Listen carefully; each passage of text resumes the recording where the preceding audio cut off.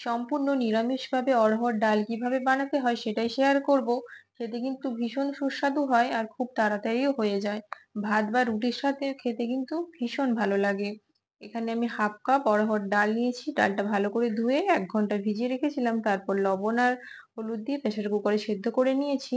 কড়াইয়ের মধ্যে দিয়ে দিলাম সাদা তেল। তেলটা গরম হয়ে যাওয়ার পর গোটা জিরে, কাঁচা লঙ্কা, একটা টমেটো কুচি, হলুদের গুঁড়ো, জিরের গুঁড়ো, লঙ্কার গুঁড়ো, স্বাদ মতো লবণ আর চিনি দিয়ে মশলাটা ভালো করে ভেজে নেওয়ার পর সেদ্ধ করা ডালটা দিয়ে একটু খুন্তির সাহায্যে ঘেঁটে নিলাম। তারপর পরিমাণ মতো জল অ্যাড করলাম। খুব বেশি আবার জল অ্যাড করলে কিন্তু ভালো লাগবে না, একটু ঘন ঘন হবে, ভালো লাগবে খেতে। ওটা একটা পাত্রে ঢেলে দিয়ে একটা তড়কা প্যানের মধ্যে দিয়ে দিলাম ঘি। ঘিটা দেওয়ার পর দুটো শুকনো লঙ্কা আর দিয়েছি গোটা জিরে। গ্যাসটা অফ করে হিং দিয়ে দিলাম।